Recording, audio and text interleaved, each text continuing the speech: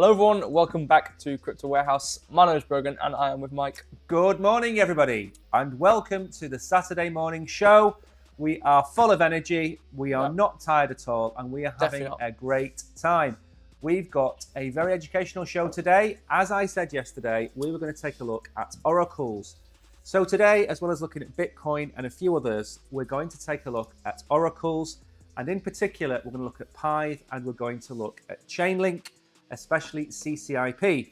As well as that, we're going to look at the charts of Bitcoin, the charts of Pi, and the charts of Chainlink. So we have a busy enough show, but today isn't about me. It never was. Today is about the Oracle. We have the Oracle in the studio with us. So all I really need to do is sit here. Turn your camera off, and I think there's a beanbag in the corner over there. You probably go. Exactly. I can go and have a rest today. I don't need to do anything. So I'm here with Brogan. Remember, it's a two-way stream. We're really here. Look. So if you've got any questions, you can either drop them into the Binance chat and we'll try and catch them, or you can put them into our YouTube chat and we will definitely see them. We have far less people watching on YouTube, so we will pick you up if you watch us over there. And first things first, some shout outs. Who's with us today? We've got Kishan, we've got Mags, we've got Hidden Agendas. Anybody else in chat? Daniel. Daniel is here. Good morning, Daniel. Nice to see you. I hope you're well. It's always nice to see like the regulars. It's always nice. I mean, obviously like the people who are like always in YouTube, and they, you know, it fluctuates. They come, they go. They might sometimes they're here, sometimes they're not here. It's always nice to see. It's just nice to see people's names. It's consistency. I like it. I do. It's nice. It's nice to put faces to names. And we've set up both of these streams for Wednesday night. So on Wednesday at 7 p.m, we're going to be back in the office. We're going to do our step finance review. Remember, it's not a paid for video. We don't have any paid for videos just yet, mainly because we tell the truth. And some people that come to us and want us to make videos don't necessarily want us to tell the truth. They want us to tell their versions of the truth, which isn't going to do you any good. And yes, it'll make us $300 or $400, but it'll damage our reputation. So everything we do up until now has been honest reviews. So on Wednesday, 7 p.m, we're going to be giving away Step Finance tokens out of our pockets, not out of Step Finance's pockets. Yep. And we're going to give that away to the OG members. We're going to give that away to people on the stream. So make sure to check the calendar and bookmark it before you leave. That's it. But you can't put a price on the community that we have. Nope. So, and we're not going to sell you down the river either. We're not going to sell anything. We're not going to do anything like that. No. So first things first, should we look at the charts? Yes. Also extra special shout out to Kishan because he's like Batman. He's in the Binance chat saying please don't spam. He's an absolute hero. He tries. And I've been watching him comment. He's an absolute hero. He is talking about like scams. He's talking about like some of the other things. 99 codes starting BP are empty. You know, he's just helping out the community. It's the GOAT. Michael Brogan rocks. Look at that. That wasn't. You know what? That's a comment I'd see on a comment box which you'd post, and he's done it free. You see, that's the type of guy he is. Fran's here. Fran, hello, Fran. Both stars shining today. Thank you very much. Morning, Fran. Morning, Fran. I've got some news for you. Go on. I'm not going to give it away, but one of our viewers is going to be moving not too far away from us. So there's a good chance we're going to have our first ever Crypto Warehouse meetup. Do you know what would be cool? A stream with like a live stream. I know like Ben, you know, the crypto guy, whatever he's called. He did like a live thing, didn't he? He did a live stream, but on like a stage, didn't he? He did, yeah. Pretty cool. I don't think it'd be a good idea to do a live stream on a stage when there's only one person watching, though. No. But as in something of the caliber with our What would be good is to get the meetup and do a live stream with the person in the studio. That would be pretty cool. Anyway, let's get on with the charts and find out where we are with the prices. Well, I'm opening CoinMarketCap first, as we do. I'm going to say $43,078. And I haven't looked at the price before you asked, but that's what's in my water. Little, you know, there's actually a TV behind the cameras, and he's looking at it right now. It's got the live Bitcoin. It's there. No, that's not it. We've got two TVs. It's 43,073. You're joking. It is. That's what I said as a TV. If there's no TV in front of me, there's a TV in mine or something. He's looking at something. There's not. He's cheating. He's always cheating. So we're still at $43,000. No matter what happens. Which isn't really a big surprise, to be fair. No. And which is why I've called the stream. Crypto has gone posh because there's so much crap. There is. Is Ethereum at 23,004? No. What's it at? 23,014. I'm not He looked far over off. though. He looked over. See, I can't see. I haven't got my glasses on. he's lied for 40-something years of his life that he had glasses just for this very moment that he could read the screen without even realizing. What's the gainers and the losers then? We don't need to look at the Bitcoin dominance and anything No. like that at the moment because nothing's really Nothing's happened. dominating. All right, so Dupe, the big dog of recent. 24 hours down 7%. Yep. Up 1% though on the 1 hour, but 7 day is also down 63%, which is a bit rough. But obviously, we expected this. It was going to come out and be a huge sell-off from this huge expectancy, and it's going to ramp up again, and probably stay like that due to the fact that it's going up, or like how good the product is. I mean, in terms of its value, like going up. Bad thing, 4chain, the 24 hours down 3.5%, which means that we're not going to have a good day today. Because when 4chain's going down, or at least 4chain, something it's like Bitcoin. You got Bitcoin, but then you've got like the thing keeping it, in the background. You take the shroud off of Bitcoin, like on Scooby Doo when they take the mask off. It's actually 4chain ruining everything. So when 4chain is going down at some point, something's going wrong. So 4chain is the caretaker of the school that's making all the kids disappear. Yeah. Exactly, okay. Absolutely. So let's look. I'm on losers. I don't know I'm on losers. What's winning? Anything winning today? Celestia. We've got some, big hitting stuff. We've got Flare. Is up 12.3% 24 hour. 7 day 24%. Celestia 8%. 24 hour. 10% 7 days. Pretty good, yeah. Some good things. Render's up pretty heavy as well. I like Render. Chainlink's up 27% on the 7 day. We're going to get onto Chainlink. Yes. Pipe 20%. That's. You know what? I'm going to be honest with you. It's going to be pretty heavy. The show today is not a light-hearted, strawberries and cream and carver type of day today. Today, we're going to go through oracles and explain what they are. It's going to be pretty heavy. So if you haven't had a cup of coffee or a cup of tea, I'd advise you to go and get one now while we do the X-Files. Now, the first X-Files has nothing to do with crypto. If you want to bring the X-Files up. Right. This is to do with one of my all-time favourite characters, which is Apollo Creed from the very original Rocky film. And sadly, he passed away last night. I think he 76, does it say? He passed away last night. One of the all-time great characters. If you've never seen Rocky and you don't know who Apollo Creed is, you're missing out. He's gone on to do lots of other things, but he died last night. It's very sad. Lots of people are dying recently. I don't know what that's to do with. I don't know whether there's any kind of reason for it happening. Yeah, some heart problems and things recently. like that. I don't know what could have caused the heart problems so much in the last 3 years. It's quite weird. So what's the next X-File? Well, I don't know. Let's get it up.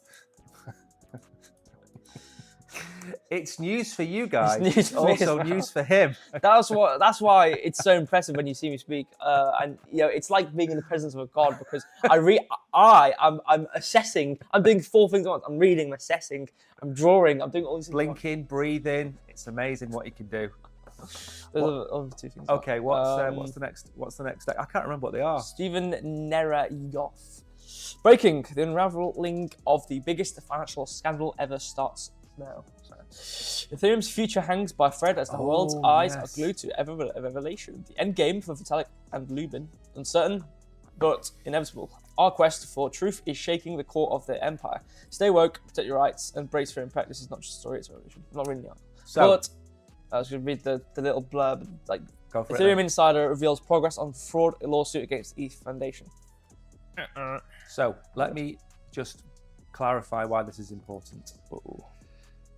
What happened before the Bitcoin ETF was approved? The bad actors in the eyes of the US departments were taken out. CZ was taken out of crypto. Forget the fact that he stood down from Binance, he was taken out of crypto. Name me 3, 4 other people involved in crypto who are as big as Vitalik right now, and you can't. I believe, apart from us, yeah. I believe that they are going to try and take out Vitalik from Ethereum. They're going to fine Ethereum, and once Vitalik is gone, and once the Ethereum Foundation has paid a fine, they'll approve an ETF. Because these are not just rumors. Something happened a long time ago. We're going back to the start of Ethereum, and there's multiple rumors about different things that Vitalik and Ethereum got up to. But at the minute, unsubstantiated, and we're not saying that Vitalik is in the wrong or he's in the right. But I have been saying for a few weeks that when you have multi-million-pound businesses, you don't want people that dress up as Pikachu being the head of a multi-million-pound ecosystem that has an ETF attached to it. It doesn't sit well with BlackRock or Vanguard or Fidelity. No. He's going to be gone. So whatever happens, they're going to find something that sticks on Vitalik, and Vitalik is not going to be there in 2 years' time. He plays World of Warcraft, so it's like he's either a good guy, weird, or he sells gold and he's illegal. Exactly. He's up to something, or not. Yeah. We're not going to... No, we're not pinning him. We're not pinning anything. The only thing I'm pinning him for is if he sold gold, but I can't prove that either. No, he doesn't sell gold. But the point of the matter is, very successful companies, the founders bring in CEOs and people to run those organizations and businesses. And crypto should be no different, but it is. And we've talked about this before, and we've talked about the fact that they got rid of CZ because he was one of the OGs. I think they're going to get rid of Vitalik because he's an OG. Then who is left? Maybe Charles Hoskinson. They're not going to find anything to stick on Charles. Charles is not really, it's not in the same arena as Ethereum in terms of size, in terms of scope. But I do think they're going to find something to stick on Vitalik. I think they're going to make Vitalik stand down. They're going to put a yes man or a finance person in charge of Ethereum, and then they're going to get the ETF. That's why I don't think the ETF is going to happen in May. I think it's going to be the middle of next year. But I could be completely wrong. It could be approved on the 31st of May or whatever. It's just my theory. All right, is there one more? There's one more, yes. Reading YouTube comments. Helio says, he said, good morning. And something about a good job. It's not in English, so I couldn't describe it word for word, but thank you for being here. Hello, I think it's a new face. I don't know. I do not reckon it's last name, so thank you for stopping by. Hopefully you enjoy the stream. No, quickly check Binance as well. I saw some comments. Let me please go quickly. Okay, comments down here. Kishan said, "Rip, yeah, RIP to the guy." Hello, everybody. It's nice to see you all. I keep forgetting we're on these little tiny mini cameras. It is well. Like Alex David, I email you, and I think this is the email you showed me. We got the email. Thank you. Yes, I'll reply very soon. After the stream. Cool. Yeah. What we will do, as I've said on thank you for the email. Wednesday or Thursday. I don't know what's happened with Binance, but the tips have disappeared. I don't know whether it's been taken off the app, the iPhone app or whatever, but all the tips that we get from you guys either get turned into SHIB and handed back out in the quiz or during the streams, or we put them into the giveaway. But the amount of tips that we're getting, we can't do the giveaways and give out as much SHIB on the show as we normally do, because we're not made of gold, and we tell people to go away when they want us to promote scams to you, which is one of the reasons we don't stream 6 days a week on a certain platform, because they want us to shill you coins that we're not willing to do. So that's another thing. So what we should do, actually, we should get code word. We should get code signal for scam, and only the community knows about it. So in the video, which the scammers think they're doing a good job of going, like hello everybody. I'll do something weird like that and go, hello everybody, welcome back to Crypto Warehouse. And then if you see that sign, you know it's a scam, don't bother. But we get the money, we can give back to the community. That's a good idea. So that everyone knows it's a scam, so don't listen to it. Yeah. So if they're turning over for the scammers, what are they going to do? Yeah, but then we get people who aren't OG members, and then they'll watch the video, and then they'll buy the pineapple meme coin, and then we'll end up getting in trouble.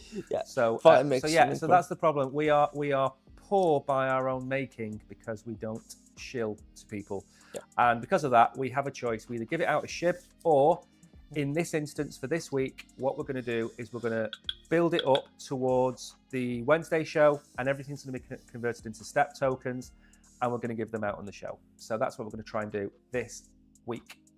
Anything else? Or are you going to get on with what's the first thing? We're talking about Binance. We have this tweet we haven't read yet. Oh, which is the tweet? Just in. Barron's. What? Cathie Wood's ARK Investment Management lays out the case for Bitcoin above $2 million. Analysis by ARK examined various assets, including Bitcoin, gold, and stocks, in terms of their risk-adjusted return across the past 5 years, with a view of allocating capital to maximize risk-adjusted return. Awesome. $2 million. Do you want me to tell you what the funny thing is with that? There's more. Hold on. We don't need to read anymore.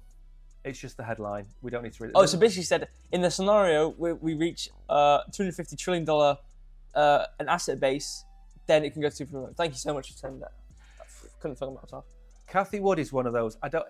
She's like an enabler. You know, like somebody says, "Do you want a biscuit?" Yes. Do you want another biscuit? Yes. Right. Do you want a packet of biscuits? Yeah. Right. Do you now want to eat a full cake? She started off by saying Bitcoin's going to hit $250,000. Everyone agreed with her. Then she said it was going to hit $500,000. Everybody was like, "Yeah, we'll agree with you." Then she said, "Oh, by the way, we're now going to $1 million." And everyone's like, "Kathy, that's a bit high, that Kathy." So then she's gone, "You know what? All in. It's going to hit $2 million, and this is how it's going to do it." And she's just feeding us along this line, the same way Michael Saylor is. They're just coming out with bigger and bigger numbers to see what people believe the Bitcoin price is going to go to. It's going to take a long time to get to $1 million. It's going to take maybe 8 years, 7 years from now. It's going to take a long time. But a lot of money. But she's gone like super bear. Like if you were like to get to the end game boss, right? It would be Kathy Bear. Super Bull. She's a bear. She's $2 to $3 million. She's eaten the bulls. She's that much of a bull. She's that much of a bull. Oh, I know what you said. Basically, it's where she smashes the ground. She has that much seismic power that it bounces her back up. Yeah. Because how much she's like the ultimate bear, and because she's a bull who's eaten all the bears, she's become what she wants to be. Oh. So she's like this end game boss, and I give it another couple of weeks, she's going to give you a scenario for $5 million Bitcoin. That's just what she does. I like Kathy. I think she's the best person for crypto. She's better than Michael Saylor because he's a Bitcoin maxi. She's better than Vitalik because he dresses up as Pikachu. Charles in his pants as well. Sorry? Puts bananas in his pants as well. Puts his bananas in his pants, which makes no sense. Charles Hoskinson has rants on YouTube about pandemics and wars and things like that, so he can't be trusted. So go on Rumble. Sorry? Just go on Rumble. Go on Rumble. So, yeah. So, as far as I'm concerned, Kathy Wood is our number one. Right. What I didn't like about the tweet was the tweet basically summed down to, if we have $250 trillion Bitcoin market cap, then we'll see $2.5 million. So she basically just said, if this and that. So it's like saying, if we had a $100 trillion Bitcoin, or no, like maybe a bigger one, let's say, an $800 trillion Bitcoin, we would have, let's say it's $4 million Bitcoin. It's like, thank you so much for telling me that. I know if we did get to that price, it'd be very hard to. But isn't there a bit of not like economies of scale, but like doesn't it diminish in terms of how much it moves as it goes up? Yeah, you've got diminishing returns, but that's not in the monetary. I actually, funnily enough, spoke about this yesterday. So if Bitcoin goes from $1,000 to $10,000, that's a 10x, but it's only gone up $9,000. Yeah. Now, if Bitcoin is $60,000 on the halving, which is say April the 20th, if it goes to $240,000, it's gone up $180,000, but it's only done a 4x. Yeah. So when you see law of diminishing returns in crypto, they're not talking about the monetary value, they're talking about the percentage value. So if you put $100 into Bitcoin at $1,000 and it goes to $10,000, then obviously your $100 becomes $1,000. So in terms of you're like 10xing your money, whereas when it goes from 60,000 to 240,000, you're only 4xing, so you're going to get $400 back. So that's the law of diminishing returns, and it's simply because Bitcoin is an $850 billion asset, whereas I don't know how many, 5 years ago, it was a $100 billion asset. And that's where the diminishing returns come from. You need more and more money to move it in multiples. And this is why probably Bitcoin is going to be in the last great bull run.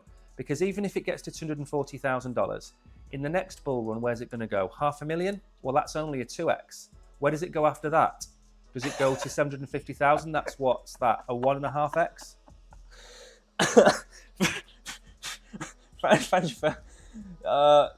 Jessica has been absolutely spamming the hell out of the chat with one code. Patrick said, Jessica, I'll tell you what to do with your code. Wrap it in a nice stick and put it all the way in your... like, you are a superhero. Right, should we move on? Kishan. What are we on to next? Are we on to Bitcoin? Kishan sent a like. Thank you very much, Kishan. That was a very good comment, that was. That's a good comment, that, Fran. Thank you. Thank you for defending our honour. Yes. Thank you. Actually, I will drop a box while Brogan is doing the first article. That's what I will do. Are we going to go on to Mini Me and Mini You now? We are on Mini Me. Okay. On Bitcoin now. Bitcoin, yeah. Very good. Get my reading voice out. I'll drink my concoctions. Right, you get on with that. I'm going to drop a box into chat. All right. Bitcoin ETF sees net inflow of $38.4 million. BlackRock outpaces Grayscale. Yes. Bitcoin ETFs experienced a net inflow of $38.4 million on February the 1st, marking the 5th consecutive day of such inflows. Nice. Grayscale's Bitcoin Trust ETF also saw a significant net outflow of $182 million. In contrast, the collective net inflow of the remaining 9 ETFs in the sector, excluding Grayscale, amounted to $220 million. BlackRock's iShares Bitcoin Trust outperformed Grayscale's investments GBTC in trading volume. This event marks the first of BlackRock since the introduction of spot Bitcoin ETFs in the US on January 11th. Interesting, okay. Yeah, because there's something about that, wasn't there? It was it about fees, or was it about the conversion between? Oh no, it was because of fees, and then Gary Gensler was like, "Oh yeah, but you got to convert to dollars first, so it can be taxed or something like that, or something about taxes." Yeah, it's just scummy little. So it was in kind. He didn't want in kind redemptions. So in kind redemptions is if you had one Bitcoin with Grayscale, you couldn't redeem it as one Bitcoin. It had to be redeemed as $43,000 because then it becomes a taxable event. And if it was in-kind redemptions, the problem then is the taxman in America wouldn't get any money. So it had to be converted to USDC. And what happened? That killed our $52,500 Bitcoin for now. Because Grayscale was selling billions of dollars of Bitcoin a day, which negated all the gains of BlackRock, all the gains of Vanguard. I still think we should be at 52,500. Right, I have dropped a box. Right, I mean, YouTube comments. Jason is here. The GOAT is here. Good morning. Good morning, Jason. Stanke, good morning, everyone. Good morning to you. Tariq is here on YouTube. Good morning, Mike, Brogan, and everyone. Good morning, Tariq. Thank you for all being here. Appreciate it. I always like to see your names whenever I'm on the streams. Wait a minute, where am I? There we go. Now, also, I'm going to, very quickly, before I forget, I'm going to explain at the end of the show about the new Camino Finance video because there's been some confusion about it. So we're going to go through that at the end of the show if we've got some time. Okay, so is this article basically just talking about the inflows and outflows? Yeah, we don't need to talk about it anymore. It was just a case of the amount of money flowing into the Bitcoin ETF is going to fall away, but it's not going to fall away to the point where we don't have it anymore. Think of it this way. If they're doing $35 million a day in inflows, you multiply that by 20, it's just under $1 billion a month. And that's in an off period. Imagine what happens when we hit the halving and we hit the price of Bitcoin going up in multiples. You're going to start to see $1, $2, $3 billion of Bitcoin being bought every month by these ETFs. Remember, they now hold 3.3% of all the Bitcoin that is ever going to exist. And they've done that in less than a month. In less than a month, they now own that's almost a third, not a third, 3%. What's that word? 1/30th is what I'm trying to say. They own 1/30th of all the Bitcoin that's ever going to live. So just put that into context. That's in month one. Where are we going to be at the end of the year? Anyway, let's have a look at the Bitcoin chart. I want you to tell me that we're going to be at $44,000 by the end of Sunday. And if you don't, I'm going to turn your camera and your microphone off. Okay, well, I had to delete all my arrows because every single one was wrong, which is funny. Actually, I do. You know what? I'm going off topic, but I do want to put this up as well. It is Solana. We're talking about Bitcoin, but it's the beauty of how wrong he was, of how binary not in a gender way, but a non-binary data form is, aka the news, and how obviously the numbers could have varied. The binary basic could be. So when you say a non-binary chart, are you saying that your chart is so wrong it identifies as being right? No. Oh, right. The data form in terms of Mr. Powell. Chairman Powell, yeah. In terms of the data, obviously, because he could have said this number, that number, it could have gone up more or less, it could have gone up, it could have gone down, this or the other. Yeah. Or in this case, didn't do anything. But it's the fact that I literally said on the stream, since the sentiment of this article or the news, which hasn't even come out yet, is so positive. The fact that if nothing comes out, it's still negative. But it is so beautiful how the chart literally did the opposite of the hour I drew, which was very nice to see. Bitcoin didn't really do the same because it's kind of like this angsty thing. It just does its thing. Anyway, so let's look at the price. So we've seen some sort of crustacean-based sidestepping. AKA, you mean crabbing? Yes, we've got obviously we've got some high wicks here and there. Obviously, breaking things, coming back, but all in all, we have been sticking within a range. We've not moved. We've not moved. They make a little range. We need to get above 44.2, don't we? Let's have a look. I think mine says my chart says 44.2. So this is our range. Yeah, we're in. The top of it being 43.2. 43.2. Yeah, not 44.2. Well, the higher range. I'm talking about the range we're in right now. Yeah. For the past. You're talking the past 40 some hours. Oh, I'm talking about the crabbing range we're in right now. Although our wicks are quite giant, we're all the way back up to this little range. So I'm saying there is currently like a little range. Actually, let me make these raised. So like a micro range. Yeah, like we're crabbing. Not like permanently forever. Bitcoin's never gonna go up again. Get out right now. You lose your house. But as in like a 43.2 to. So we've got 200. It's pretty much a $200 range. For some reason, we're just in it. And are we going to break out of it? Are we going up or down? Well, if we have a little glance. That's what we care about, isn't it, ladies? A little glance at. We care about if we're going to make money this weekend or not. A little glance at our market cipher. We can see we've got a VWAP going down and it's negative, bearish. We have momentum shifting to negative. Are you on the hourly? 4 hour. Right, okay. This is like a bit more general, multiple day. Our momentum is negative and is going down. It's not. It wasn't. It wasn't like a big arcing movement. So it's not like it's going to have a huge trend downwards. However, our money is in the positive, quite highly in the positive. Obviously, we had this huge move upwards from like the 1st of February, about 1 o'clock upward. We had this quite a big movement up, bouncing off the support point. But when we have a downwards move, I explained this. It was just a live explanation I didn't expect for me to say, but it was, you're in that moment and you say something so good. It was a really good explanation of market cipher for me, which I really like, which is money flow being the trend indicator, the momentum being like the movement, and the VWAP being the candles within the movement. So if we've got a negative moving money flow, we've got basically a negative trend. So we've got a negative trend, so we could break out of this range. So we saw. You know what you need. This is why you should never have been a vet or a doctor, because you go in for the good prognosis, and then no matter what the prognosis is, it's so bad you think that you're going to have to bury your cat or your dog. That's what I'm feeling. Are we going to go up? No. Oh, it's not going to make it. We've got negative moving money flow. The little moggy negative not going to make it. And our momentum's going down. So okay, we should go down, but again, market cipher is a directional, and everything else like support resistance, whatever, is a distance based. And what does the daily say? What does the higher time frame say? We've got neutral money flow and VWAP, and money flow is the trend indicator. And when you've got a neutral movement, okay, I should get whiteboard behind me. Got neutral movement. What is a similar way of saying neutral movement in terms of crypto? Crab movement. We've got a sidestepping movement. However, our momentum's going up, which is bullish. But the higher we go, the more chance we have of a really bad fall. But it hasn't turned out anything. But on the 4 hour is a bit of a faster updating thing.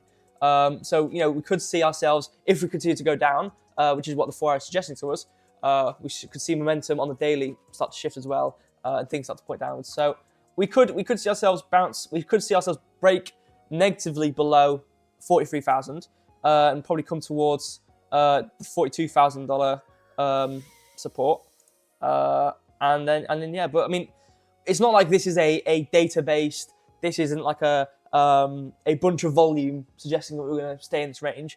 We're just in a range for some awesome reason. Tariq, and Kishan and Fran, and Solar Sky are all sitting there, and they've all got their eggs and toast and coffee. Yeah, they are all now crying. I'm sorry. You've ruined everybody's weekend. Hopefully you only put pepper on your eggs. Ruined my weekend. How about go for the hour? Okay. What I will say, because we're going to have to move on, otherwise we're going to be here at 3 o'clock in the afternoon. Right. What I will say, if Bitcoin crabs what do the alts tend to do when Bitcoin crabs? They pump. They pump, of course. So if we can crab at 43,000, I'm gonna bring the positivity. I'm gonna bring the light to hopefully counteract the Prince of Darkness over here. I'm gonna say that we're gonna crab at 43, 42.8 for the weekend, and the alts are gonna start to pick up this evening or tomorrow. That's my prediction for the weekend. Now, I mean, I love Pyth. we're gonna have to move on because we haven't got any time. Do you know what time it is? I don't, to be fair. It is now 11:30, and we've done the very first. Well, no, we're actually a third of the way through at 11:30. Sorry, everybody. So what I'm going to do It's been now awful. is that, because I'm not going to be speaking probably for the next hour while Brogan goes through these things, we're going to do 3 things. I'm going to do it, try and do it sequentially. We're going to show you the list of oracles that you can buy tokens in. That's the first thing we're going to do. And we're going to show you the size and scope of how much bigger Chainlink is to everything else in the market. Then we're going to explain what an oracle is in simple terms in a minute. So Brogan doesn't need to read the entire article of that. Then Brogan is going to take you through the Chainlink price action and website, and the Pyth price action and website. And by the end of it, what we hope is that you understand what oracles are, because in the words of Justin Timberlake, we are trying to bring sexy back to oracles, which is like trying to say that recycling is sexy when it clearly isn't. It's just putting your cardboard in one place and your plastic in another. Yeah, and it all gets dumped in the same van. And then it all goes in the same van, which most of you probably don't know, but there you go. So we're going to do oracles, and it might be boring, but we're going to try and make it as sexy as possible. We can't play any music. We can't play Sexy Back by Justin Timberlake because we will get copyright struck. So I'm more than likely remake it. going to hum and whistle and play the remote controls on the desk. We've got sound effects. We've got some sound effects. Right, do you want to go through the oracles then? Yes, on the sidebar it says soul pumping. Is that supposed to be link pumping? Oh, yeah, we'll do that one after. We'll do, because that's a bit of excitement then. We'll do soul after we've done the oracles. So what we've got left from the sidebar: soul pumping, pumping. Yeah. Feb unlocks, airdrop tips, Serum City. So I don't actually know which one. You forgot to change. I've not updated the menu. I've been looking. The entire time you're talking about that, I don't know where I'm supposed to be right now because we're looking at Link and oracles, and there's nothing on the sidebar which correlates to this. Right, I'll just give it as a moment. Give it. Do you want to put No, we can see. No, we're not going to change anything because people get to see the sheer brilliance of the background technology. You will see a live updating sidebar as we sit here. Look at this. Look at it. This is. Can you hum? Look at that. Poof. Oh, it's gone. Oh, you've changed the Bitcoin for the oracle. Right, I guess I'll. Oh no! I've done the wrong one. Hang on. It's a bit choppy, obviously, because it's like the interwebs and whatnot. And get lost in the pool. I'm a boomer. Yeah. I'm used to turning the TV over with my finger. You just changed it to straight up to Bitcoin. It just says Bitcoin. It should say oracles. Then it should say. It's typing. What's the next one? The next one is Chainlink. So we should do Chainlink after oracles. Then we do Pyth. What does the notepad say? I don't know. With the information in. Well, can you have a look? Fine. What comes after Pyth? CCIP link. Oh no, that's what we're doing. Okay, Pyth. Yeah. Trilemma. Oh yes, trilemma. I mean, really, what I've done to you today is I have tried I'm killing you with information today, because the trilemma, we've made a video about this. In fact, it's one of the first videos we ever made, myself and Brogan. Yeah. A decentralized network is based on 3 things: security, speed, and decentralization. We're going to go through that at the end. But first, Brogan I'm going to update the little icons while you're working on this. You're going to take us through the list of oracles now, aren't you? Yes. I'm trying to read the comments, but Jesus Christ, Emperor06 spamming the hell out of the chat. Yeah. We haven't got time to read comments. It's 25 to 12. We've got to finish in 25 minutes. Get a move on. Whoa! Sorry, I had to wait for you to change the thing you should have done. 2 jobs in this. Get the thing ready and get this ready. That's what you got to do. I was a blockchain oracle. I did not want to read any of this. It's so small text. Right. Have you got a CoinMarketCap link? Blockchain oracle definition. Have you got a CoinMarketCap link? Yes. Right. Bring that up. Why? Just bring it up. I'm trying to cut corners to help you. But no. Blockchain. Wait. Stop reading. I didn't put them in order. You have to have them all open at the same time. Why don't we? But what makes sense more? We read definition first and then go into it. Blockchain oracle definition. Blockchain oracles are entities that connect blockchains to external systems, thereby enabling smart contracts to execute based upon inputs and outputs from the real world. Are you going to translate that into English for people while you're reading Basically, it out? if little Timmy over here, who had no idea what crypto is, do something on the internet and it's backed by the crypto systems, Timmy doesn't have to ever interact with that because his input gets converted into the whirligigs of the blockchain. That's even less of an explanation than the first one you gave. Let's go on to CoinMarketCap. Oracles connect information between blockchains. Exactly. And connect tokens between blockchains. Basically, they are like the aggregators.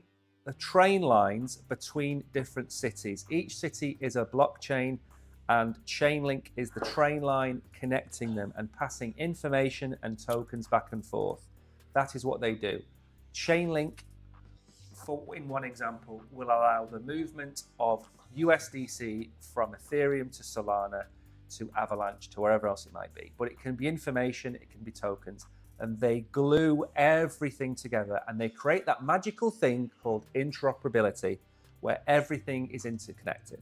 That's what oracles do, and they're beautiful. They make the crypto. But they're the least sexy thing on the internet. Least sexy thing on the internet, aren't they? They're not like DeFi. To me, it's like a chunky, I'm gonna get myself just like shot here. It's like a let's just read this. We haven't got time for analogies. I know. Right. Have you got the top ones up Yes. now? Right. So obviously number one is Chainlink. Yes. And what's the Pyth. No. Oh, I wasn't going to say what's that. the second one? What's the size of Chainlink market cap? 10 billion. 10 and a billion. half. 10.5 billion. What's Pyth? 737 million. And what's third? UMA. And how much is that? 339. Right. So if there is a bear in the room, it is going to be Chainlink, and it is 15 times bigger than its nearest competitor. So, is there room for two oracles? Is there room for Pyth? Is there room for Chainlink? That's the question you got to ask yourself. And my answer would be yes. Yes. Is there room for 20 different oracles? No. There's probably room for a handful, 5 or 6 of them. So there's always going to be room for more than Chainlink. But don't let anybody tell you that Pyth is going to become the number one oracle when Chainlink is the daddy. It's the boss. And the thing is about it, it's one problem with a solution. So you don't need multiple solutions to one problem. And it's like having I'm not gonna bother. So CCIP, which is what Chainlink has produced, is the mechanism that's going to be used by all the blue chip companies. So if you're a blue chip company, you're not going to see Chainlink and look at its competition. You're going to see Chainlink as the de facto solution to moving things around. And that's why Chainlink is going to win the race by a mile. It's like putting Usain Bolt in a race with me. I'm not even going to get 10 meters down the track and Usain Bolt has lapped me, right? Because it's just so much better than everything else. So do you want to do the chart for Chainlink, or do you want to bring the Chainlink website up first, show people what Chainlink is, and then do the chart? We'll do that first. We're going to try and slim this down because we're just so far behind. I'm not reading that Tron Weekly link. And now, of course, there is one thing to point out, that the number one oracle in the world is I was Rogan. waiting for this. Yeah. Every time you mention oracle, I was doing this. Yeah, but his total value locked is just so big. But the what's it called, the emission rate of these is Monday, Wednesday, Friday. When I stream from Symphony Signals, go check it out. By the way, we've got Simple Significance as our indicator. Go check the Telegram out if you want to go check that. It is the best indicator in the whole universe. If anyone says otherwise, they're wrong. We make the best indicators ever. We do indeed. I can't even read. Market Cypher has nothing on us. No, apart from multi-million carrying my turnover. career. Yeah, apart from multi-million-pound turnover. Right, let's get free. going. Let's get Simpson going. is free. We are so far behind. It don't matter. It does Cross matter. check. Shh, we're so far behind. Stop talking to me. Cross chain by Chainlink. The era of secure blockchain interoperability has arrived. A secure interoperable protocol for these alternating texts. Defense in-depth security. I'm not in this, but it's so Right. Chainlink. It's Just a give me a thing. Right, before you go off the page, for the love of baby anybody, right, in the bottom left-hand corner, there should be a box called CCIP, and it should say new. It should have the list of products or services on there, and one of them should say CCIP. And if it's not on that page, go to the services page, and it should say CCIP. I just want you to bring that up. Start building with Chainlink CCIP. Yes, that. So EVM, which is the Ethereum virtual machine, to any message. So basically, this is just basically what this means is this is like a conversion. We talk about this a lot actually with NFTs and games. It's like mapping between different protocols, isn't it? So I want to explain this. So obviously, it's got a comment here. So receiver at destination. So this is basically like the offset of basically, okay, where's it going? Bytes data. So what's being sent? EVM token amount. So this is like for the gas fees and like how much it costs. Address fee token. So this is where to pay the fees. And then extra args are obviously parameters. So basically, it's like so who's receiving it? What's it receiving? Here's the fees. And it's just a translation. So you can, but the data part is any data. And then obviously CCIP is send is basically sending the thing. And it's the most secure one out there. So basically, it's secure. It's going to be like, so XRP has a protocol that all the banks are going to start using. Chainlink is going to be the mechanism for all of these different products and services to work across all the blockchains. They don't want 50 solutions for Avalanche, for Ethereum, for Solana. They don't want any of that. It's all nonsense to them. What they want is to go to a company and say, right, there is our $1 billion in USDC. And then Chainlink goes, okay, not a problem. Well, the money's going to go here, here, and here. Chainlink keeps a record of it. It moves seamlessly and securely across all the blockchains and comes back. And it allows people, for example, if you pay on your Phantom wallet in Solana, it converts it in Solana to USDC. That USDC goes from the Solana blockchain to, let's say, the Ethereum chain, where Visa has its main whatever, and then it off-ramps for Visa on Ethereum. So they don't care if it's on Solana or Avalanche or any other blockchain. Yeah. They just want it to be settled in their bank account, which is connected to Ethereum. And also nice if Visa agree to not handle the transaction amount and just agree to the fact that they just want pounds in their bank, then it allows for so many options in terms of how it gets paid. Yeah, and PayPal are integrating Chainlink. Yeah. So PayPal is going to be open on every blockchain, not right this second, but soon. Now, as I said, it's not sexy. It's the least sexy thing in the world. It's cool to me, though. It is going to generate billions and trillions of dollars in fees, in revenue. It's going to bring all of these little tiny chains that don't have utility, that's going to breathe life into everything. So, as I said, it's important that Chainlink exists and Pive, but Chainlink is the number one. So, do you want to do the chart very quickly on Chainlink? Yeah, sure. I had stuff. Go on, finish with that. It was just an example of how. So what I just showed here was the interface. It was basically, this is just like the skeleton of it, but it's arbitrary messaging. So it's like a little hello world thing. But I'll just point out quickly, which I didn't point out in the other area, was the CCIP send, which, as we can tell by very easily named variable names, is destination change selector and message. So obviously this is the big thing at the top, the to any message. And then it's just a simple process of where do we send it and what we're sending. That's it. Yeah. Anyway, let's get the chart up. Now, keep this quick because it's now 11:44. I've got it. What do I say? All I want to know is, are we going to hit $20 on Chainlink, or are we going to come back down to about $16, $15? That's really what people want to know. I've already got tier. And full disclosure, I own Chainlink in the $15,000 portfolio. There we go. I've just dropped another box for you all. All right. Wait, where do you want me to see if we go to? What's your price action going to be? In like 60 seconds. Price action in 60 seconds. Okay, so we've got a box here. Why is it green? Oh, whatever. So we've got a box there. Cool. Good to point out. Okay, this is interesting. So we also have a box here which we've already entered. Zoom in a bit so we can. I've got that too. There we go. So we've entered it already. So we're retracting. So we have something on the upper end, which isn't going to keep us because we had a tiny little fair value gap perform here, which we entered and now we're retracting from. However, our VWAP, which is leading indicator for both the other things, is already starting to come up. So we can see here from it, it was starting to round out. Yeah. It's come down, and then it starts to come up again.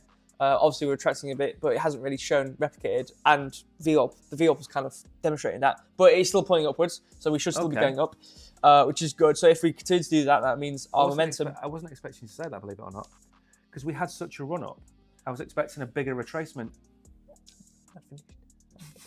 So our VWAP is going up, which is good, which means because we already had we had a red dot at about the 90 range, which is all hail. This is very bad. Like I was about to say something. Like this is like meteor smash grounds. It's all over like mudslide stuff. And that I think is still going to happen because of the fact that it's on the 90 range. So even if we produce a green dot, we should it's still above we're still heavily overbought. So it might be one. So you see over here, for example, we had a red dot, green dot, red dot. So it might be one of these quick prints which don't mean anything, which happens sometimes. So I think it's going to be a situation. I'm going to print it. I'm going to do a quick little arrow now, which always go right and then never go wrong. So we go boom, boom, and then we hit up, retract, and then I don't know if we'll bounce another again, but we do have a support point here. Yep. But I think we're going to continue to go down. So I think we probably might replace this, go towards this fair value gap here, which is at the $16.50, which is, what's quite nice. The fair value gap lines perfectly up with this support point. So I think from the support point, see ourselves bounce up. But obviously I can't tell if these resistance points are going to stay there and whatnot. And this fair value gap is invalid now, so that doesn't matter. So in terms of going towards the $20 range, I think, I'm going to draw a $20 range here. I think we'll see, we've come down. I think we're going to bounce down. Yeah. We either will bounce up one more time or we'll break support because of how just heavily overbought we are and things will start coming down. We'll fall down towards the $16.50 range, enter this fair value gap, and then, like I said, this resistance point up here, which is currently support, don't know if it'll stay there. It could still probably stay there. Yeah. We'll rise towards that price. Whether we hit it, we break it or not. What is that price? $17.50. Okay, there we go. I haven't got any prices in front of me. $17.6. Okay. So $17.6. So if we either go towards that, we bounce off it. Obviously, that's TA for depending on a later date because that's going to happen. Whenever that happens, either we break it, obviously going towards $20, whatever resistance may be. We do have this buy side over here, which we had over here, which is about $18.73. So that'll probably be another point we bounce off again, but that's what I see happening for. Okay. So $16.50 buy, sell at 18. Yeah, I mean 18.7. Fine. There we go. That's what I predict. Now, one last thing I'm going to add to the end of this. This is going to be a $100 coin. There are people out there that are going to tell you that's going to go to $300 or $400. At $100, this will put it at an $80 billion market cap. And I think that is sufficient for what it does. Maybe it goes to $100 billion, whatever it might be. So it's a $100 coin. Whether it's $16.50, whether it's $18, this is going to keep moving up. So my advice is seriously consider holding some Chainlink in your portfolio. It's going to be a good coin. Now, we're going to very quickly look at Pythe. We don't need to go over too much about Pythe because Pythe is very similar to Chainlink. So we could probably just very quickly show you the website. Brogan can then do the price action, and then we're kind of not that far behind. Yeah. So the big thing to know about Pythe did an airdrop on the Solana blockchain. I think I got 2018 Sol airdropped to me for free just by being on Solana and having Pythe. And it came out of nowhere. It obviously existed, but the token came out of nowhere. And now it's second in terms of oracles. That shows you just how weak the oracle market is compared to Chainlink. And it's trying to compete with Chainlink. So anything on the website you want to go through in particular? That's cool. That's cool art. So real-time market data anytime, anywhere. Pythe delivers real-time market data for crypto, equities, forex, and commodities to 45 plus blockchains, 95 plus major market participants, including Jane Street, SHIB, Binance, OKX, and Bybit. Oh, so it's like it's a aggregation and distribution of market data. Okay, interesting. Which is, of course, a fraction of what Chainlink does. Right, yeah. Which would explain the price difference. Yeah, I was trying to see what was going on with it. So, so smarter data. So smarter data, smarter contracts. Secure your smart contracts with reliable, low latency market data from institutional sources. Build apps with high fidelity Oracle feeds designed for mission critical systems. Right. And another thing, it's very much like, in that respect, it's very much like Graph. Graph does the same thing. Right. So Graph just produces charts on data. Right. So you go to Graph and there are 3,000 charts that do everything. So like Solana, TVL, Cardano, transaction, any information on anything you want. Okay. So if you want to build a financial based a DeFi platform or anything like that, yeah, but on Web3 DeFi whatever, you'd use Python. Correct. And it's data. Okay. So it's a fraction of the usage so far. To be fair, they're not as established as Chainlink. Yeah. Chainlink are streets ahead. We should go pretty fast with the Python thing because I've already done TA on it a couple times now. Yeah. On Mex. Well, let's do the TA then, because I think is it at 60 cents? Has Python gone to 60 cents? Well, I think 49.6. Sorry? That's my TA. Yeah, 49.6. Maybe I delete that. 49.6. What? 49 cents. 50 cents basically for Python. Yeah. Yeah. Right. Okay. So I sold at 40 cents when it launched on day one. Idiot. Yeah, look at that. Isn't that quite nice? Were we in a range and then we broke out the range? Oops. Is that what happened with Pyth? Because Pyth has been at the same price now since it's launched, pretty much. Oopsie. We had a fair value gap. You know what? It's just nice looking at your TA, which you drew quite a while ago. It's just happening and it's just working. So I found this fair value gap. Yeah. Really good for... Did I just on the 1 hour? Must have just on the 1 hour. When did I draw this? Yeah, okay, I just on the 1 hour. This is a really good fair value gap. So, wow, that is impressive. So it's very good. So we've entered this fair value gap 3 times and we've rocketed up 3 times. So, not rocketed up. So we entered it 30th of January, and then we moved up 4%. Yeah. Entered it again 30th January 2, and then we went up 13%. Yeah. Then we entered it 1st February, it's about 2 a.m. and it has made a 38% move up.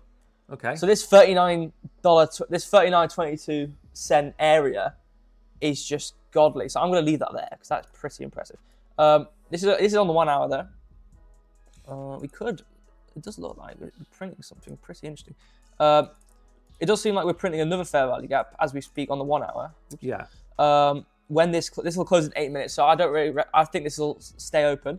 So this is interesting. Okay. Did we have any market shift? Well, we had a lower low or a lower high, sorry, which is the market shift, which is nearby the fair value gap, which must mean it is accurate. So I am seeing a clear-cut movement. Obviously, this isn't fair value gaps are not 100%. Yeah. It's very, like we just saw here, for me anyway, it's very satisfying when they work like this because this is just completely just beautiful.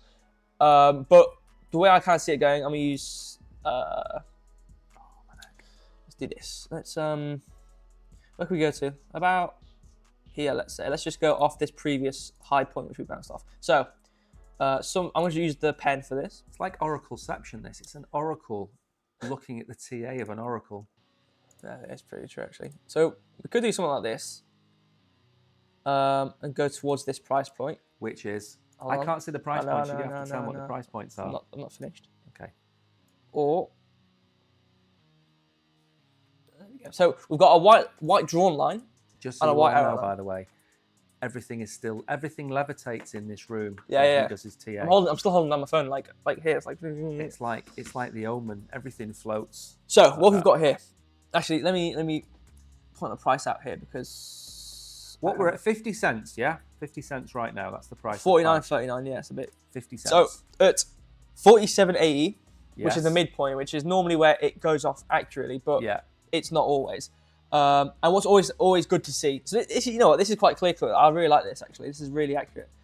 What you like to see is a high of a previous candle lining up with the midpoint of the fair value gap, which it basically is another correlation of if you hit this price point, it's going to like skyrocket you up. So basically, the way I see it going, I've drawn 2 white lines because I don't know at what point. It doesn't necessarily have to go up to 52.74%, but that's the previous high point we saw where we bounced off of. I don't know where. I think it's going to continue to go up. Yeah. This is the one out. We've got our VWAP, money flow, and our trend going upwards. So we could see a movement upwards towards 52.6 or 52.63 cent. Yeah. Retractment down back to about 48 cent, and then obviously if the fair value gap it holds true. Yeah. Probably a big movement upwards. I don't know. It might break. It'll probably break this resistance point. So it'd be about 24% move if it goes towards about 59.88 cent. This is kind of movement. So it's going to go upwards. It's going to continue to go upwards. A varying range of upwards, but top point being about 53 cent, coming down to about 48 cent, and then going back up again, higher than where we saw. Look at that. I mean, this is free information. Yeah. And on momentum, which I'm almost in tears at how good this alpha is. Momentum is at the white line, which means it's a good sign that it's a reversal of the momentum. Yeah. VWAP is positive and going upwards, and our money flow is positive and going up. So we've got a positive trend. Momentum means our candles will continue to go upwards, and our VWAP means we've got green candles. There's like a meaning for each little section, and they're all going up. So PIFE is up from here. Okay, I can confidently say that. I'm going to ask you in one word. Yep. If you were to invest $100 today, PIFE or Chainlink? PIFE. Oh, for the future or like? For the future. Okay, so like a long-term future, it'd probably be Chainlink. I just asked for one word. I asked for one word, did I not?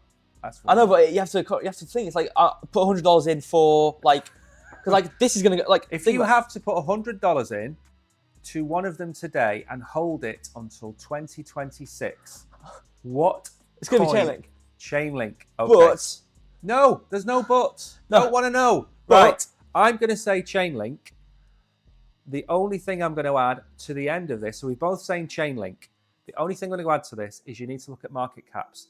Chainlink has a $10 billion market cap. Pi, there's a $700 million market cap. Pi is likely to, in the shorter term, move up in multiples of what Chainlink does. Longer term, Chainlink is going to run away like a runaway train. So Chainlink from the both of us gets the long-term thumbs up. You know what I was thinking of getting? We need some props. Yeah. I think we need a red and a green arrow on a stick, you know, so we can say up or down. I thought that idea. Right, yeah. What's next? I'll just drawing ranges so you can see. So we've got 7% move upwards, 7% move downwards, and 28% move upwards again. So if you catch these, longs and shorts, you're going to be very rich. Not financial advice. Please do not trade anything based on my opposite trade to what he says. If he says go long, go short. Don't do that, actually. You will lose. Not financial advice. What's next? I'm trying to find out. I can't remember what is next. Trilemma. Oh, the trilemma. I want to put a trade in. Hold on. So the trilemma, we've actually made a video, a really old video. I think we actually did the video in PowerPoint. That's how old this video was about the trilemma. As I said at the start of the show, trilemma is the trade-off between speed, security, and decentralization. And it goes back before the blockchain.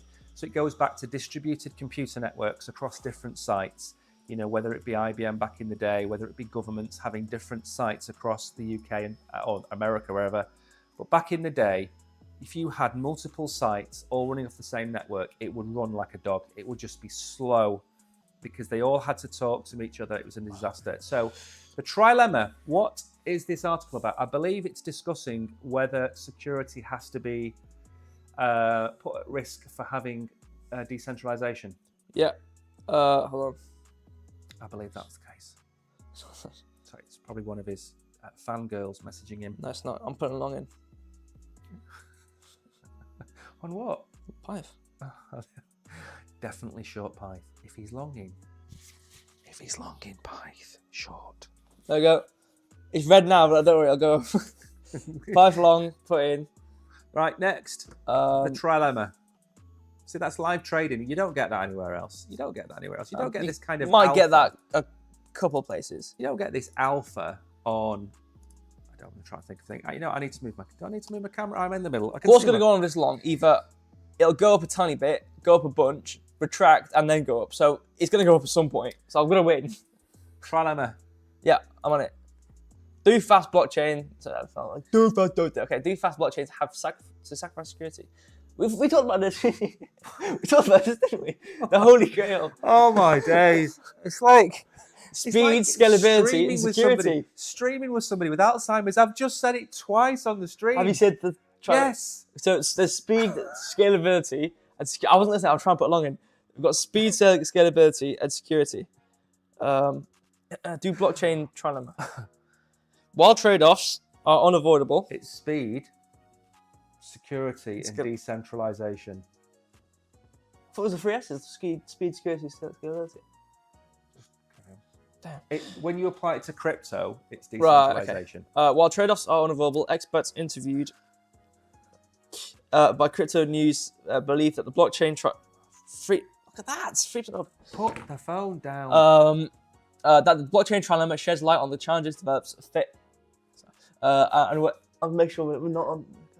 Oh, there's another comment. Hold on, let me take a breather. I think he's having a personal crisis. I'm trading. There's comments. I'm reading. He's having a moment. He's decided to do a live trial. You will never understand this feeling because you don't do it. I'm joking. The blockchain trilemma, coined by Ethereum co-founder Butter in 2017, highlights the challenges developers face in creating distributed ledger systems. According to Butterin, architects must make trade-offs and prioritize two at the three key features. Right, okay. So let's go find out what this said thing is, which I already know, but I'm going to pretend like I don't know, so we'll go find out ourselves. Is he going to tell us? What's that? Okay. All right. He believes that solutions like Layer 2 networks and sidechains handling transactions outside the main blockchain can boost speed and scalability, but may introduce new risks, aka security. So it's speed, scalability, and security. Dub thinks that smart contract bugs, centralization risks, and potential attacks are the key vulnerabilities for blockchains aiming to improve all three aspects. My God, this article's huge. I didn't realise. I want you to read the whole article. The point of the article is, we don't have to read any more of it. It's just supposed to be an end of show discussion. Oh, okay, go on. Right, so pose a question. The scenario is Bitcoin and Ethereum have both sacrificed speed. Okay, they are as decentralized as they can be, and they are as secure as they can be. Bitcoin doesn't have that many layer 2s. It has the Lightning Network, and it's going to have multiple other layer 2s in the future, which are going to try and help out Bitcoin. But because Bitcoin is a store of value, it doesn't really do anything. It's like a lump of gold. You can poke it with a stick and it doesn't really move. But Ethereum is a living, breathing ecosystem with smart contracts, DeFi, NFTs, all this kind of stuff going on all over the place. Ethereum can't cope with the number of transactions. It's just murdered, right? Now, Matic, which is the biggest layer 2, Matic has ZK rollups. It has a new thing which we talked about this week on the stream, the AG layer, where it aggregates all of the layers together. It rolls everything up and adds it to Ethereum, so it solves the problem. But it doesn't, in my opinion, create inherent risk. Now, the point of this little chit-chat, can you not trade in the middle of the stream? Check it. Nobody needs to check it. I need to check it after the stream. I'm listening. If you've shorted or longed something where you have to check it every 60 seconds, then you've shorted or longed at the wrong time. I just want to check it. It's a rookie move. I just want to see how much it's gone up by. So, what do you think to what I've just said?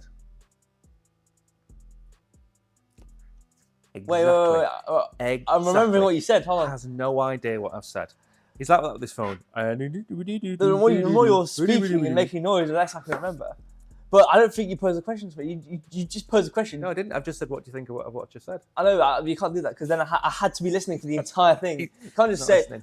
Do you think people on a panel show listen to every single word? This is why I know he isn't a married man. Because if he was a married man, etched in his brain would be the last 10 seconds of what has come out. It was, and then you kept on yapping, and I've forgotten it.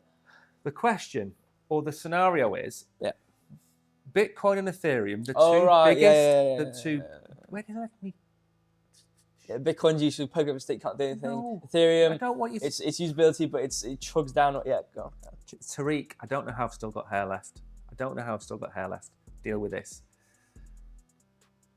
Do you think that having Ethereum and Bitcoin as the number 1 and 2 blockchains, do you think that they have proven without a shadow of a doubt that sacrificing speed is the way forward to solve the trilemma in crypto? Have they proved that speed is the one thing that needs to be sacrificed? Because if you go and look at Solana, Solana has sacrificed decentralization. Solana is secure and quick, but it's sacrificed decentralization. Awesome. Or do you think Bitcoin and Ethereum are number 1 and 2 simply because they were there first? And all of these other layer ones that have sacrificed decentralization. Yeah, I think the speed aspect of things wasn't sacrificed. I know Vitalik, big head man, was like, oh yeah. So basically, back to myself, yeah, I made this triangle. I'm so smart. I didn't know Vitalik was a Cockney. Did you know Vitalik was a Cockney? Anyway, I don't think the foregoing of speed. Do you want me to do my Vitalik impersonation? No, I want you to do your invisible man with no diaphragm or voice box impersonation. If you could do that quickly for me, thank you. I think the foregoing of speed wasn't done. Diaphragm gone. I'm not saying anything. I'm listening to you use 12,000 words to say a sentence. Carry on. Finish, mate. I think not having fast blockchains, I don't think it was really done with a purposeful intent. As in, I don't think it was done like, oh yeah, when they first started making like the blockchain, I was like, okay, how do I need to make this? How do I do this? I don't really think they're like, okay, I understand there's a triangle, so I need to do scalability and security instead of speed. I just think it was made because they were one of the first. It was made as a prototype, not as a prototype, but it was heavily used. And like you said, in terms of being kind of one of the first people to do that, especially with Ethereum, it being the first usability-based blockchain where it was like the actual lot of functionality and this whole ecosystem of being able to use Ethereum, and Bitcoin just being this first value. It's a store of value because it's been around and it's had its time in the ecosystem. So I think it forewent it not by a complete purpose. I think it just happened because of how old it was and how probably inefficiently some things are ran. Obviously, there are newer and better things. I know they do forego some things, especially with like being centralized on Solana, for example. But it does prove that you can still have a good product, within Web3 or like a blockchain, and it not be fast because people will still put up with it, and they'll probably provide solutions around it. But again, layer 2s provide their own problems. But yeah, I mean, I do think it does prove it doesn't really matter. It matters about how long you've been within Web3, and as about how your presence within as a blockchain. So yeah. There we go. Anything else? No, I finished. All right, so let me check the time. Let's see how long we. Right, it's 10 past. We should probably do some quizzy bits, shouldn't we? All right. Now, does anybody? Well, actually, no. Before we do the quiz, can you bring up our YouTube channel? Because we need to tell them about next Wednesday. Next Wednesday is a very special day. It is a we need a theme for Wednesdays. What can the theme for Wednesdays be? Giveaway Wednesdays? Yeah, we have to do a lot of giveaways though. Have to do a lot of giveaways. Well, we try and give away as much as we do try. There we go. There's our thing. So can you go? It's not the channel I want to show, really. Oh. Can you go to the live section, and then can you bring up the one that says yes? That's it. Right. So this is on the Binance calendar, and it's also on the YouTube calendar because we're going to stream it on Binance and we're going to stream it on YouTube simultaneously next Wednesday. It is a giveaway. There are some rules. Yeah. There are some rules. All you need to do to enter the quiz or giveaway, next Wednesday is type a comment into our YouTube channel. We cannot use the Binance live chat because it is full of spammers. We won't catch your name, and if you miss out, you will be mad with us, and then Brogan will be very sad, and I will be very sad. So to enter, What I would advise you to do is go and subscribe to our YouTube channel and subscribe to our Binance channel. And then on Wednesday, make sure you've got your notification bells turned on. When we go live, comment, say hello, say how you're doing, whatever it might be. You will be entered. Brogan then spiels the warehouse wheel of fortune. We call it? Yeah. What do we call it? We need a name for that as well, don't we? The warehouse wheel. The warehouse wheel of wonder. The warehouse wheel of winners. That sounds No, good. because not winners. Okay. Losers? The losers Those wheel. are wrong then. We're going to give away 6 prizes on Wednesday night. 5 to anybody who enters, and 1 prize will go to the VIP members who are members of our YouTube channel. So if you're a member of our YouTube channel, you will be entered into a separate prize draw, and you do not even need to watch the show. Your name will just be entered. So there's going to be 6 prizes given away next Wednesday night, 7 p.m. Central European Time. Make sure you sign up to that. Make sure you sign up to our YouTube channel. Make sure you sign up to our Binance channel. That's all you have to do. Now we are going to do a quiz. But we're going to do 2 things. If you have a chart that you want the Oracle himself... Wheel of Wonders. Wheel of Wonder. Yeah, okay, I was like Wheel of Wonders. Yeah. That's a good one. If you want the Oracle to look at a chart... Yep. Put the name of the token into YouTube or Binance now. And while we're doing the quiz, Brogan will do the live TA. Yeah. Now, what we're going to do is the question takes 60 seconds. So I'm going to ask the question, and then Brogan's got 45 seconds to do, not to do the TA from the start, but to comment on the TA. Yeah, fine. Right? Otherwise, it's just going to become TA again. So just put the name of the token into chat now. And while I ask the questions, Brogan will pick one out of chat and do the TA on it. All right. Maxim said, you guys make me laugh Saturday morning. It's going to be a good weekend. Thank you. That was a very nice comment, that was. Thank you. Doesn't make me laugh, though. Doesn't make me laugh, Max. I've got to put up with it. Yeah, I don't care what you think. With the I ego. care what the people actually watching this. He's a tyrant off camera. He's got an ego. He has to be fed the right way. He has to have the right number of sugar cubes in his coffee. I don't have any sugar in my coffee. He's got to have the right foundation put on. I don't have any foundation on my face. He needs his feet massaging. It's just terrible. Right. I'm going to ask the first question. Projecting. I'm not projecting. Projecting.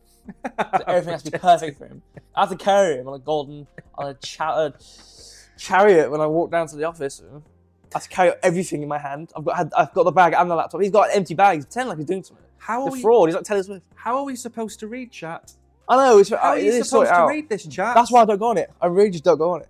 Like I'm just on our streaming area where we have the YouTube chat. I just look at YouTube. It's ridiculous. So I've got Ada. Is Joe an actual coin, or are you pulling mine? Kishan has said Ada. Yeah, I'm gonna look at Ada. All right. Well, while Brogan sets up the Ada, I'm gonna ask you the first quiz question. Now we've got to the end of the show. We've got a little bit more time. We've got like 15 minutes now. We've got to hit. It's just that when we get past the first section of the show and we've got to 11:30, it worries me a tad that we're not actually going to finish the show. Right. So the first question.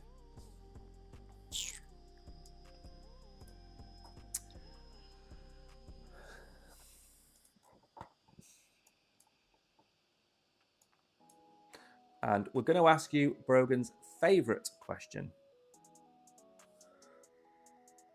And this is to do with the meme coin. What is the colour of Pepe? So Pepe is a meme coin, but what is its colour? Remember, all the answers have to be in lowercase. Right, you've got 50 seconds to go through Ada. So we've got this like uptrend, high lows. We're at the resistance, a heavy resistance point at 52.44. Our EMA is slowly, catching up to us. We can see how terribly we've been bouncing in this. The price not moving, but you can see our VWAP just going, up and down, not really moving. The market is very confused. Don't really know what's going on. What I can see happening, we do have this here. We did have, hold on. We had higher lows or higher highs. Actually, no, we had lower highs. Hold on, there we go. So we had this trend. You can see that here. I had kind of this. 20 seconds. And it broke it here. So that's our structure shift. Nearby having this gap here, aka a line. I'm just going to draw quickly. Now I'm just going to draw the box. I'm just be quiet and carry on drawing it. 42 of you got that right. So yeah, give me like 20 seconds and you can carry on. 42 of you got that right, and I'm going to try and pick out some names of people without murdering your name. Mijin. Now, I have Mijin at night. Yeah. A lot of it is Jin. And that Mijin. Mustat, congratulations. You got that one. There was a guy the other day, and his name was, I can't actually say it on camera, but think of a young cat, and his name was Dave Likes Pete, and I nearly read it out. How does he get away with it? I don't know. People just have the strangest name. War Master C is one of my favourite names. Eagle Wings, I love Eagle Wings. See, I think of the Eagles when I think of Eagle Wings. I don't know why, but I like that name as well. Tariq is here. Cyberpunk Danny is here. Congratulations on you all. Mags is here. Everett is here. Congratulations. You are all winners. Remember, this is supposed to be a bit of fun at the end of the show. We really are not trying to catch you out. We just, sometimes it can get a bit dry. Crypto is not for everybody. There's a lot of people out there that find it very difficult. They come to crypto, they don't understand it, and then they watch a stream with two guys talking about oracles and, interoperability, and it can be a bit heavy. We understand that. So we ask you some simple crypto questions at the end of the show. And this one I've been asking for a while because I just want everybody to be aware of when it's happening. And remember, when I ask this question, you have to enter the answer as I have put it into the question. So in this instance, the Bitcoin halving, is that in April or June? I've given you both the answers, capital A, capital J. Is it April or June? You need to type the answer as I put it in the question. There you go. You've got 55 seconds. Back to Brogan to hopefully finish off Ada. Right, so basically, sticky one. So we've got the fair value gap, which we have entered once, but it's going to keep us up because the rate we're in. This is 1 hour, so the area we're in is very tight. So it's not like the fair value gap is going to be completely removed. We're literally sitting at the resistance point. Our EMA is slowly catching up to us. So, and one thing I do look at, and it's quite common, is when EMAs meet support resistance points, and we get very close, and we kind of get sandwiched, and we kind of just burst out like a bunch of pressure, like a pressure cooker. Now, this pressure cooker could, blow the top off, or the bottom could just blow all the way to the bottom. 25 seconds left. So, we could break up, which we are above the EMA. So, if we start to see ourselves sandwiched here, we could see ourselves break this resistance point at 52.44 and go up to, where's the price on this? Don't know why it's not there. About 0.5368, which would be about a 2% move up. But there's still, it's not confirmed we could go up there, so we could go as low as 50 cents. 53 cents. Perfect. 50 cent or 53.5. Anybody got another coin they want to ask about in chat? Ask it below. Brogan will look at that while we are looking at it. Do you want me to give you a coin to look at? Why don't you look at JUP? Look at JUP and then see if anybody... Why not? It's like there's not a lot of chart action. I know, but I want to know when it's going to go to $10. I don't know. Right, has anybody asked for another coin? Well, someone said Joe. I don't know if that's actually a coin. That's a joke. I don't know who Joe is. Right, Invader 3. Congratulations, Cyberpunk Danny. Signa, Wolf, Tariq again. Tariq got bitten by the monkey there, I see. Back after you, Tariq. I think what you've done is I think you stopped feeding the monkey. And I think it's coming after you. Should we do the chicken quiz? I think we should do the chicken quiz. Do you want to put the chicken on the screen? Kishan, well done. Eagle Wings again. Karawita, Emima, congratulations.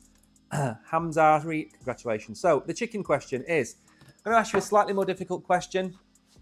If you know the answer, don't put it into chat until there's 10 seconds left. And then answer it. I'm only going to give away 10 prizes, 10, whatever it's called, winners. So if you know the answer, do not put it in chat until the end of the timer, because if you give everybody the answer and 40 people win, only 10 of you are going to get a prize. That's why it's called the chicken question, because the first person to answer gets the title chicken. Now, Fran has been a chicken before. I think Cyberpunk Mary or Cyberpunk Danny was a chicken before. I'm sure Tariq has been a chicken. Keshan's been a chicken. So that's how we're going to play it. So I'm going to ask you the name of somebody, and you don't put the answer into chat. And I want it in lower case. So I'm going to ask you for somebody's first name. I want the answer in lowercase. If you put a capital letter or put it in uppercase, you're not going to win. So this is the chicken question, and most of the OGs are going to know the question before I ask it. Even Brogan probably knows the answer.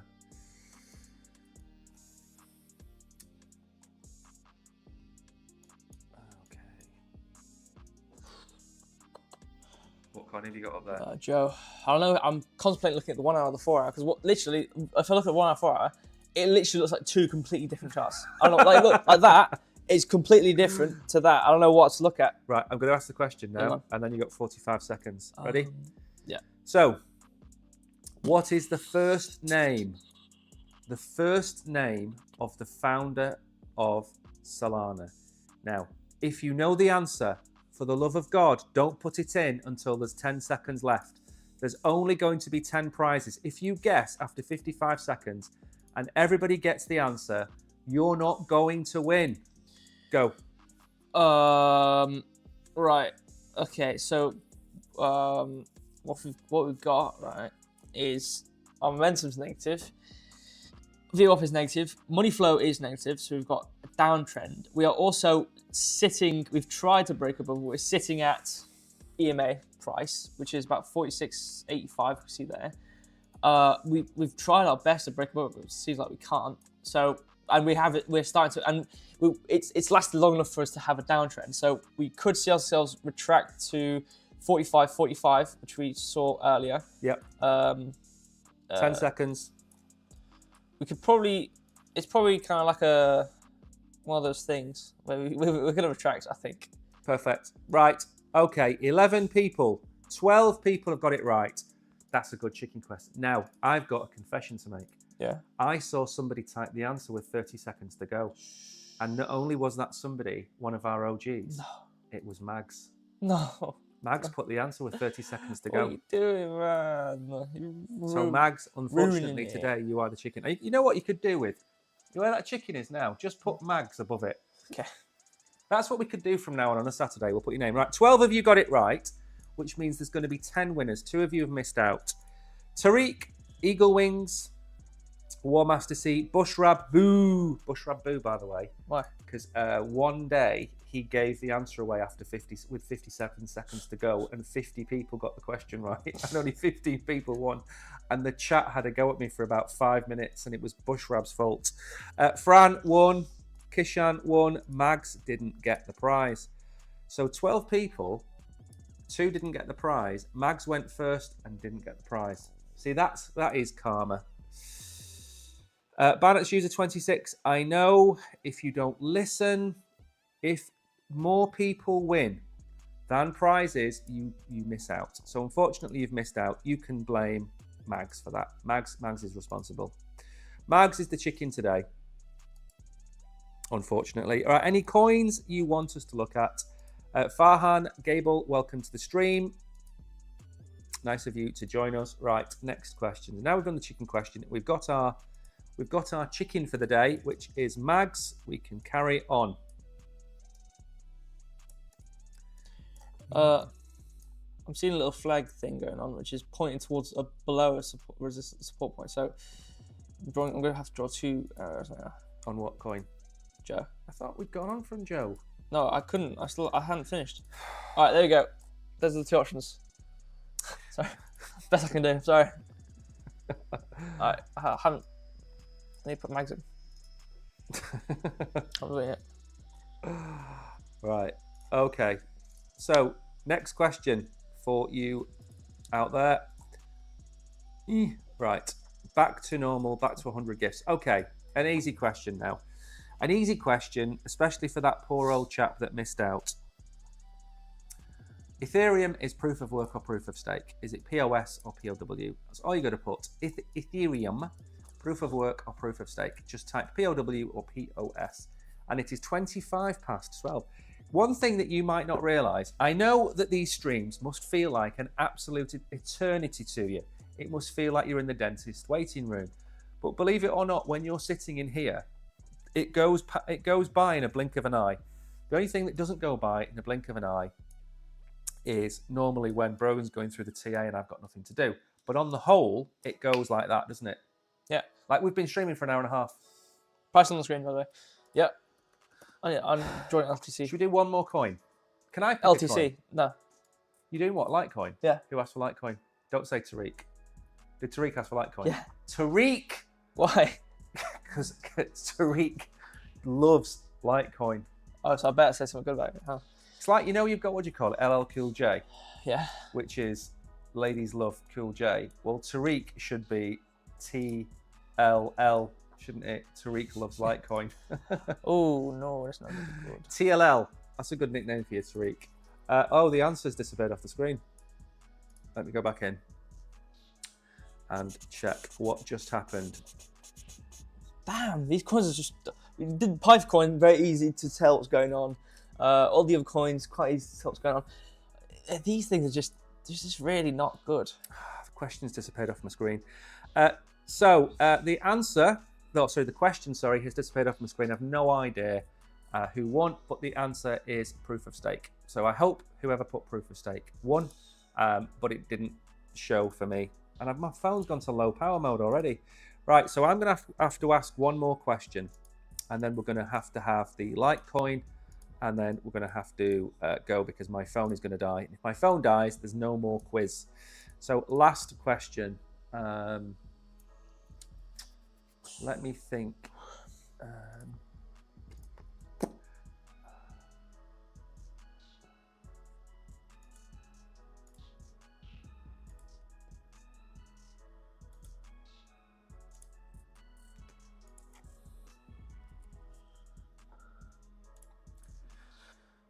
Okay. Are you ready to start going through Litecoin, by the way? I'm trying. Okay, so the last question, because my phone's going to die. Dogecoin, is it a meme or a utility token? So all you need to do is type meme or utility into chat. Is Dogecoin a meme coin or a utility token? Let me know what you think. You've got 50 seconds. Oh yeah, okay, so basically the EMA, again, it's a similar situation with that other coin we did. I can't remember which one it was. Yeah. No, it was what coin did we do? I don't know. It wasn't Chainlink. The one where it was kind of doing that and it was like bouncing. And it could go, oh! 5. No, which one did, I think it was ADA, that's the one, ADA. So a similar situation with EMA, like continuing to rise and stuff, we bouncing. I think something like this is going to happen. Let me draw 2 in terms of its colour. 15 seconds. You want breaking go up? Your laptop wants to leave as well. I can hear it wanting to take off. Yeah. 60 correct answers to this. Can you believe that? 61 correct answers. The answer is, of course, as we all know, it is a meme coin. Tariq, congratulations. Fami, Kirsty, Rocky, Ahmed, Shani Babnan, Crypto, Fadu, Zindabar, Warmaster C again, Cyberpunk Danny, who else? Eagle Wings, congratulations. Many winners of many prizes. Congratulations. Now, what I'm going to do is I am going to drop the thank you box, and Brogan is going to spend 60 seconds giving you the breakdown of Litecoin. 60 seconds he's going to spend on this. I've cooked up a very nice looking chart. Your 60 seconds starts now. Okay, so we have some price areas and stuff. So we have this really horrible $68.50 top point, which, you know, if you looked at the charts, you probably may have noticed it. We are bouncing again between it. EMA is probably going to continue unless we break below the EMA, and then this is the situation which is going to happen. Our EMA is going to slowly rise as we bounce in between there and $68.50. And then we've got 3 options here, which are the red, green, and blue arrows. The red, green, blue all kind of follow the same situation with that we're going to bounce between these EMAs. And then these options will happen. It'll get awfully similar with how we have with ADA, where you have the EMA and like a support resistance point. You have a really big movement, like a pressure cooker, like moving upwards or downwards. Red line meaning we're going to bounce all the way up to about $69. 68 towards $70, basically at $70 range, which is where the actual resistance point is.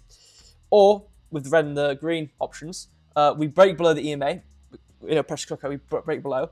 I see this FEG at 68, or fair value gap at $67.21, which looks like we already entered and bounced up again, but it could still happen. Where we will either bounce off it or bounce off this price point, break above this support point or this resistance point at 68.50 with this green line towards where the red line should go, or we continue downwards with the blue line bouncing off of this support resistance point. And one other option I actually probably see is it isn't valid in the slightest, and we go to the support point, which we saw. So there's a lot of options because of how varying this EMA could go. And our market cipher, I've drawn a red arrow because VOP's going down, money flows rounded out, starting to go down, downwards trend, and momentum hasn't crossed to downwards yet, but could look like it. So there's a lot of options here. I could probably just screenshot this and put it in Telegram because it's quite in depth. Good idea. Mag said it was lag that caused the answer to be 30 right, seconds. That's no excuse, Mags. I think you tried to single-handedly sabotage the chicken question. I think that's what you did. That's what I like to think anyway, and that's what I'm going to believe. Now, before we do go, you need to bring up our YouTube channel again. All right. So, end of the stream. All of our contact details are down below. If you have survived this long, congratulations. You've done incredibly well. Our Telegram group is down below. You can come and join us on Telegram, where you can speak to Brogan on the odd occasion that he goes into the Telegram group because he is That's not true. Simply too busy, simply too popular. Drawing and whatnot. And, he's the oracle. He can't be available 24/7. But I'm there because I have nothing better to do, so you can talk to me. You can join us on Telegram. You can subscribe to our YouTube channel, which Brogan has up on the screen now. Yeah. And if you scroll down a little bit to the videos, there's one thing I forgot to mention. Right, Camino Finance video, which is the last one we've done. Yeah. I'm getting all kinds of questions. Camino Finance is going to do an airdrop every quarter. So the first 3 months, then the second set of 3 months, then the third set of 3 months, then the final 3 months of this year. 4 airdrops. January to March, April to June, July to September, October to December. I can't be clearer than that. If you deposit $5, $10, or 1 sol, half a sol into their platform, you will generate points. And at the end of the 3 months, you will get an airdrop of Camino Finance points. I don't know how much it's going to be, but it's going to happen. Now, it's one of those ones where I'm telling you to do this, and in 2 months' time, we're going to go through the first airdrop. So if you miss out, everything you need to do this is on our channel. I even show you, there's a video about the best Solana wallets. We've made a video about that.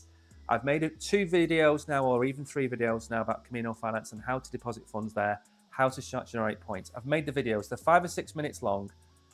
It's going to take you 25 minutes to watch those videos and understand how to get these airdrops. There are more airdrops coming on different platforms. So watch those videos, educate yourself, and don't come back to us in April and say, I missed the airdrop. I'm telling you now because you've only missed the first month of 11 months of points. And the points, the points accumulate over the 12 months. So if you are an OG in Q1, you get more points in Q2, more points in Q3. So don't miss out. Go and subscribe to our YouTube channel. Go and subscribe to our Binance channel. Those things don't cost you a penny. Take 30 seconds of your time. Brogan, he needs that support. He needs his army of followers so he can spread the good word as the oracle. TA. And spread his TA, exactly. Not financial advice. None of this financial advice. One TA I did. That is to it. So we're hoping that today we've brought the sexy back to oracles, and we hope you've enjoyed the show. I'm now going to hand you over to Brogan, who's going to do the longest outro you've ever seen on a stream, and I'm going to see you all on Monday. Okay. All right. Let's stretch this one. Thank you, all of you, for all nice comments. There's been many nice comments today, and comments in general. Just love all of it. It's very nice to see. I love talking to people. It's nice to actually talk. I haven't even exceeded any sort of time frame with anything. I haven't even done anything yet. Thank you all for commenting. It's very nice to see you all. Obviously, there are some people in Binance chat who do ruin it. For everybody. For every single body. Everybody. Not going to name them or anything, but if you've been in the Binance chat for 5 that's the seconds, problem, isn't it? they are bots. They're not real people. There's people spamming, and there are people who are actually talking to us and like talking about memes. I think this is the question they're doing, but talking about. But there was one. I'm just going to find it now. The thing is, it stops people typing comments because they know that they're not going to get read like, because they can't see them. I can't see any of it. There was one comment. I can't find it.